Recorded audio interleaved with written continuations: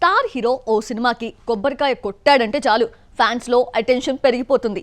Shooting ఎంతవరకు వచ్చింది, release date ఎప్పుడు అంటూ రకరకాల ప్రశ్నలతో దర్శక నిర్మాతల్ని టార్చర్ చేస్తారు నెటిజన్స్. ప్రెజెంట్ ఓ ముగ్గురు హీరోల ప్రాజెక్ట్స్ కి ఇదే సిచ్యువేషన్ ఏర్పడింది. టాలీవుడ్ సీనియర్స్ వరుస ప్రాజెక్టులతో బిజీగా ఉన్నారు. కుర్ర హీరోలు కూడా సెట్స్ పై ఉన్న సినిమాలు రిలీజ్ కి రెడీ చేస్తున్నారు. కానీ మహేష్, రాజమౌళి, రామ్ చరణ్, బుచ్చిబాబు ప్రాజెక్టులపై ఎలాంటి అప్డేట్స్ రావడం లేదు. ఎప్పుడు పట్టాలెక్కిస్తారో చెప్పడం లేదు. ఎప్పుడో సెట్స్ పైకి వెళ్లిన పవన్ సినిమాలపై కూడా ఇదే సస్పెన్స్ కంటిన్యూ అవుతోంది. వీటిని ఎప్పుడు స్టార్ట్ చేస్తారో చెప్పాలని దర్శక నిర్మాతల్ని సోషల్ మీడియాలో రిక్వెస్ట్ చేస్తున్నారు ఫ్యాన్స్. గుంటూరు కారం తర్వాత రాజమౌళి ప్రాజెక్టుకి అంకితమైపోయాడు మహేష్ బాబు. కథకు తగ్గట్టుగా కటౌట్ ని చేంజ్ చేసే పనిలో బిజీ అయ్యాడు. ఇక ప్రీ ప్రొడక్షన్ వర్క్ లో తలమునకలైన జక్కన్న కాస్ట్ అండ్ క్రూని సెట్ చేసే పనిలో బిజీగా ఉన్నాడు. ఇంటర్నల్ గా ఇంత జరుగుతున్నా సినిమా ఓపెనింగ్ కి సంబంధించి ఎలాంటి సమాచారం బయటికి రావడం లేదు. షూటింగ్ ఎప్పుడు స్టార్ట్ చేస్తారో చెప్పడం లేదు. అయితే జక్కన్న టీం నుంచి అందుతున్న సమాచారం ప్రకారం అక్టోబర్లో సినిమాని గ్రాండ్గా అనౌన్స్ చేసి వచ్చే ఏడాది జనవరి నుంచి రెగ్యులర్ షూటింగ్ పరుగులు పెట్టించేలా రాజమౌళి టీం పక్కా ప్లాన్ ని రెడీ చేసుకుందట. గేమ్ చేంజర్ సెట్స్ పై ఉన్నప్పుడే బుచ్చిబాబు సినిమాను అనౌన్స్ చేశాడు రామ్ చరణ్. ఆగస్టులో నుంచి షూటింగ్ ప్రారంభించేందుకు సన్నాహాలు జరిగాయి. కానీ ఇప్పటి వరకు పట్టాలెక్కలేదు. ఇటీవలే శంకర్ సినిమాను పూర్తి చేసిన చెర్రీ ఇప్పుడు కొత్త సినిమా కోసం లుక్ మార్చే పనిలో బిజీ అయ్యాడు. వన్స్ ఇది కంప్లీట్ అయితే అక్టోబర్లో సినిమా షూటింగ్ స్టార్ట్ చేసే ఛాన్స్ ఉంది. స్పోర్ట్స్ బ్యాక్ డ్రాప్ లో తెరకెక్కే ఈ సినిమాలో రామ్ చరణ్ కి జోడీగా జాన్వీ కపూర్ నటిస్తోంది. పవన్ కళ్యాణ్ చేతిలో ఇప్పుడు 3 సినిమాలున్నాయి. ఆగస్టు 14న హరిహర వీరమల్లు షూటింగ్ కోసం పవన్ సెట్స్ లో అడుగు పెడతాడని ప్రకటన వచ్చింది. డిసెంబర్ లోపు ఓజీ, ఉస్తాద్ భగత్ సింగ్ చిత్రీకరణ పూర్తవుతుందని నిర్మాతలు చెప్పారు. కానీ ఇప్పటి వరకు ఈ ప్రాజెక్ట్ రీస్టార్ట్ కాలేదు. ఏపీని వర్షాలు, వరదలు ఇబ్బంది పెట్టడంతో పవన్ ఇప్పట్లో కెమెరా ముందుకు వచ్చే సిచ్యువేషన్ కనిపించడం లేదు. అన్నీ సెట్ అయితే వచ్చే ఏడాది జనవరి నుంచి 3 సినిమాలు ప్యారలల్ గా షూటింగ్ జరుపుకునే ఛాన్స్ ఉంది. మొత్తానికి హాట్ టాపిక్ గా మారిన ఈ ముగ్గురు హీరోల సినిమాలపై త్వరలో పూర్తి క్లారిటీ వచ్చే ఛాన్స్ పుష్కలంగా ఉంది. ఒక సినిమా హిట్ అవ్వాలంటే బలమైన అంశం తెరపై కనిపించాలి. అన్ని వర్గాల ఆడియన్స్ కి కనెక్ట్ అవ్వాలి. అప్పుడే బాక్స్ ఆఫీస్ షేక్ అవుతుంది. నేషనల్ వైడ్ గా కలెక్షన్ల వర్షం కురుస్తుంది. ఇదే పాయింట్ క్యాచ్ చేసిన రాకీ బాయ్ ఇప్పుడు టాక్సిక్ కోసం పాత సెంటిమెంట్ నే రిపీట్ చేస్తున్నాడు. యష్ కేజీఎఫ్ సిరీస్ తో బ్లాక్ బస్టర్ కొట్టిన hero. Gold mafia back drop లో వచ్చిన ఈ సినిమా నేషనల్ వైడ్ గా సత్తా చాటింది. 100 కోట్లు వసూలు చేసింది. ఇందులో రాఖీ బాయ్ క్యారెక్టర్ కి ఎంత ఇంపార్టెన్స్ ఉంటుందో తన తల్లి చెప్పిన మాటలకు ఆ రోల్ కి కూడా అంతే వెయిటేజ్ ఉంది. కేజీఎఫ్ కి కీలకంగా నిలిచిన లేడీస్ సెంటిమెంట్ ని ఇప్పుడు టాక్సిక్ లో కూడా రిపీట్ చేయబోతున్నాడు యష్. టాక్సిక్ ని పీరియాడిక్ మూవీగా తెరకెక్కిస్తోంది గీతూ మోహన్ దాస్. ఇందులో కియారా అద్వానీ హీరోయిన్. ప్రెజెంట్ బెంగళూరులో షూటింగ్ జరుగుతోంది. ఈ ప్రాజెక్ట్ కూడా లేడీ సెంటిమెంట్ తోనే సాగనుంది. ఇందులో నయన్ అండ్ హ్యూమా ఖురేషీలు కీలక పాత్రలో నటిస్తున్నారు. వీళ్ల చుట్టూనే ఈ సినిమా స్టోరీ తిరుగుతుందని సమాచారం. మరి మహిళా శక్తితో ట్రావెల్ చేస్తున్న యష్ ఈసారి ఏ రేంజ్ సక్సెస్ అందుకుంటాడో చూడాలి. టాలీవుడ్ లోకి మోక్షజ్ఞ ఎంట్రీ ఫిక్స్ అయిపోయింది.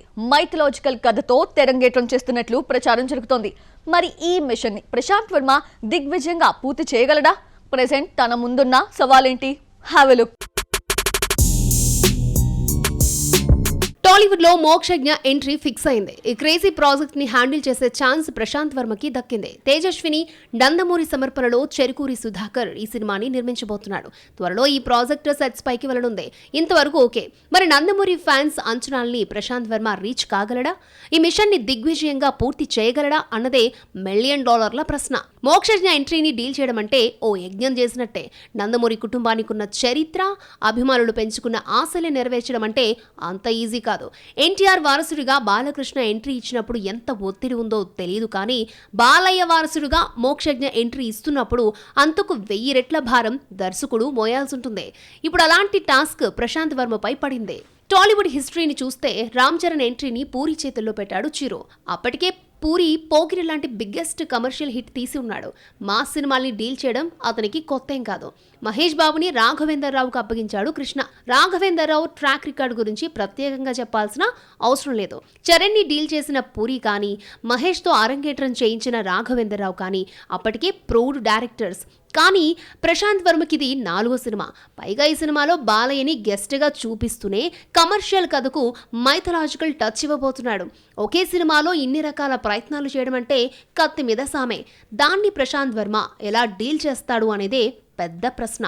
డైరెక్టర్ గా ప్రశాంత్ వర్మ తక్కువ వాడేం కాదు. తన ఆలోచనలు చాలా డిఫరెంట్ గా ఉంటాయి. అవుట్ ఆఫ్ ది బాక్స్ ఐడియాకి కమర్షియాలిటీ అద్దడం తన స్టైల్. హనుమాన్ సినిమాలే దీనికి బెస్ట్ ఎగ్జాంపుల్. ఏమాత్రం అంచనాలు లేకుండా వచ్చి సంచలనాలు సృష్టించాయి. ఈసారి కూడా అలాంటి పాయింట్తోనే ప్రశాంత్ వర్మ రాబోతున్నాడు. అందుకే మోక్షజ్ఞ ఎంట్రీకి ప్రశాంత్ వర్మ దర్శకుడు అనగానే నందమూరి ఫ్యాన్స్ ఏమాత్రం కంగారు పడ్డం లేదు. ఓ రకంగా తమ హీరో సేఫ్ హ్యాండ్స్ లో ఉన్నాడన్న భరోసాని పెంచుకున్నారు. హనుమాన్ బ్లాక్ బస్టర్ అవడంతో ప్రశాంత్ వర్మలో ఇప్పుడు కాన్ఫిడెన్స్ పెరిగింది. అది మోక్షజ్ఞకు ప్లస్. మరీ ఎక్కువ ప్రయోగాలు చేయకుండా నందమూరి ఫ్యాన్స్ అంచనాల్ని దృష్టిలో ఉంచుకుని మోక్షజ్ఞ బలాల్ని పర్ఫెక్ట్ గా ప్రజెంట్ చేయగలిగితే ప్రశాంత్ వర్మ ఈ మిషన్ ని దిగ్విజయంగా పూర్తి చేయగలడు. బాలయ్య నమ్మకాన్ని నిలబెట్టుకోగలడు. ఏదేమైనా ప్రశాంత్ వర్మ కెరియర్ కి ఇది ఒక బిగ్గెస్ట్ ఛాలెంజ్. ఇక్కడ సక్సెస్ అయితే స్టార్ డైరెక్టర్స్ లీగ్ లో చేరిపోవడం ఖాయం. బాలీవుడ్ లో ఓ మైథలాజికల్ మూవీ తెరకెక్కుతోంది అంటే అంచనాలు భారీగా ఉంటాయి.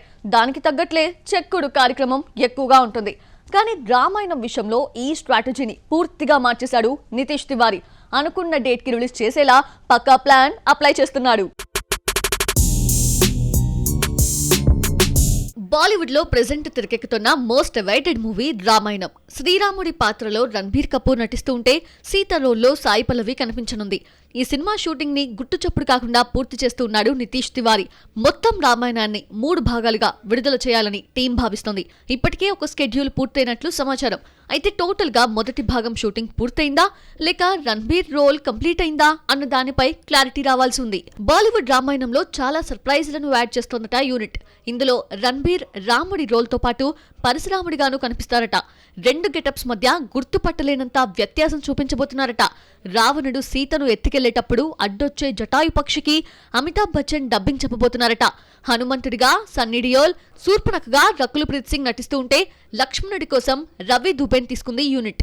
మొదటి భాగంలో సీతారాముల వివాహం, 14 ఏళ్ల వనవాసం చూపించి రావణుడి ఎంట్రీతో శుభం కార్డ్ వేస్తారట. పార్ట్ 2 నుంచి యష్ విశ్వరూపం మొదలవుతుంది అని బీటౌన్ వర్గాల టాక్. మొత్తానికి రామాయణం మొదటి భాగాన్ని 2026 లో విడుదల చేసేందుకు పక్కా ప్లాన్ ని ఫాలో అవుతోంది యూనిట్. ప్రతి సినిమాకి ఓ బడ్జెట్ ఉంటుంది. అది దాటనంత వరకు ఓకే. కానీ ఒక్కసారి ఆ లిమిట్ దాటితే మాత్రం నిర్మాతలకి టెన్షన్ మొదలైపోతుంది. ఇప్పుడు ఇలాంటి వాటికే సెంటర్ అవుతోంది కుబేరా ప్రాజెక్ట్. కోలీవుడ్ స్టార్ ధనుష్ హీరోగా శేఖర్ కమల డైరెక్షన్ లో తెరకెక్కుతున్న మూవీ కుబేరా. ఇందులో కింగ్ నాగార్జున కీ రోల్ పోషిస్తున్నారు. ప్రెజెంట్ ఈ సినిమా షూటింగ్ చెన్నైలో జరుగుతోంది. నాగ్ ధనుష్ పై మాస్ యాక్షన్ ఎలిమెంట్స్ ని తెరకెక్కిస్తున్నాడు డైరెక్టర్. ఈ సినిమా రషెస్ చూసిన నిర్మాతలు కాన్ఫిడెంట్ గా ఉన్నారు. మొదట తెలుగు, తమిళ్లో ఈ ప్రాజెక్ట్ రిలీజ్ చేయాలనుకున్నా ఇప్పుడు మనసు మార్చుకొని పాన్ ఇండియా రిలీజ్ కి సై అంటున్నారు. కుబేరా పాన్ ఇండియా ప్రాజెక్ట్ అయిన తర్వాత బడ్జెట్ లెక్కలు ఒక్కసారిగా మారిపోయాయి. ఇప్పటికే సినిమా 2 ఏళ్ల ఆలస్యమైంది. దీంతో ఇంట్రెస్ట్ రేట్లు పెరిగాయి. ఒక్క ధనుష్కే 50 కోట్ల పారితోషికం ఇస్తున్నారు. నాగార్జునకి 12 కోట్లు ఫిక్స్ చేశారు. ఇక దేవిశ్రీ ప్రసాద్, రష్మిక వంటి స్టార్స్ ఉండటంతో పారితోషికాల రూపంలోనే 80 కోట్ల వరకు బడ్జెట్ అయినట్లు తెలుస్తోంది. ఇక మేకింగ్ కాస్ట్ 60 కోట్లు. అంటే కుబేరా మొత్తం బడ్జెట్ 140 కోట్లు. రిలీజ్ టైంకి అది 150 కోట్లు దాటినా ఆశ్చర్యపోనవసరం లేదు. మరి ఇంత బడ్జెట్ ని కుబేరా రాబడుతుందా అంటే ధనుష్ కి సౌత్ నార్త్ లో మార్కెట్ ఉంది. నాగ్ కీ రోల్ లో కనిపించడం ఇక్కడ కలిసొస్తుంది. ఇక నార్త్ ఆడియన్స్ కి కుబేరా కథ కనెక్ట్ అయితే భారీ వసూళ్లొస్తాయి. దాని బాధ్యత శేఖర్ కమలపై ఉంది. ఇక్కడ సక్సెస్ అయితే కుబేరా బడ్జెట్ పెద్ద మ్యాటరే కాదు. మరి ప్రీ రిలీజ్ బిజినెస్ విషయంలో ఎలాంటి జాగ్రత్తలు తీసుకుంటారో చూడాలి. టెక్నాలజీ అనేది 2 వైపులా పదునున్న కత్తి లాంటిది. హ్యాండిల్ చేయడంలో తేడా కొడితే డ్యామేజ్ భారీగా ఉంటుంది. ఇప్పుడు ఇలాంటి వాటికి సెంటర్ అవుతోంది డీఏజింగ్ టెక్నాలజీ. దీన్ని ఉపయోగించి విజయం సాధించిన వాళ్ళకంటే దెబ్బతిన్న వాళ్ళ లిస్టే ఎక్కువగా కనిపిస్తోంది. ఫిల్మ్ ఇండస్ట్రీలో most trending point deaging technology. AI సాయంతో విజువల్ ఎఫెక్ట్స్ టెక్నిక్స్ ని వాడి హీరోని యంగ్ లుక్ లో చూపించొచ్చు. విజయ్ ది గోట్ కోసం డీఏజింగ్ టెక్నాలజీ వాడారు వెంకట్ ప్రభు. విజయకాంత్ ని డీఏజింగ్ తో చూపించాడు. అది ఒక సీన్ కి పరిమితమైంది కాబట్టి ఆడియన్స్ ఎంజాయ్ చేశారు. కానీ సెకండ్ హాఫ్ లో కుర్రా విజయ్ కోసం ఇదే టెక్నిక్ వాడితే మ్యాటర్ మొత్తం రివర్స్ అయింది. ఓల్డ్ విజయ్ ఉన్నంత న్యాచురల్ గా కుర్రా విజయ్ కనిపించలేదు. డైలాగ్ దగ్గర లిప్సింగ్ చాలా ఇబ్బంది పెట్టింది. దాని ఎఫెక్ట్ సినిమా రిజల్ట్ పై కూడా పడింది. దీంతో అసలు డీఏజింగ్ టెక్నాలజీ ఓకేనా అన్న చర్చ మొదలైంది. ఇండియన్ సినిమాలో షారుఖ్ ఖాన్ ఫ్యాన్ సినిమా కోసం తొలిసారి ఈ టెక్నాలజీని వాడారు. తర్వాత జీరో సినిమాలో కూడా ఈ టెక్నిక్ ని ఇంప్లిమెంట్ చేశారు. కానీ 2 సినిమాల్లో డీఏజింగ్ మైనస్ అయింది. తెలుగులో వచ్చేసరికి చిరంజీవి ఆచార్య కోసం డీఏజింగ్ ని వాడారు. ఫ్లాష్ బ్యాక్ ఎపిసోడ్ లో చిరుని యంగ్ లుక్ లో చూపించారు.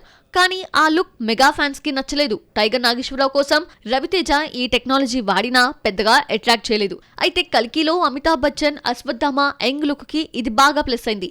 మొత్తానికి డీ ఏజింగ్ ని పరిమితంగా వాడితే మంచి ఫలితం ఉంటుంది. శృతి మించితే ఆడియన్స్ సినిమా నుంచి డిస్కనెక్ట్ అయిపోతారు.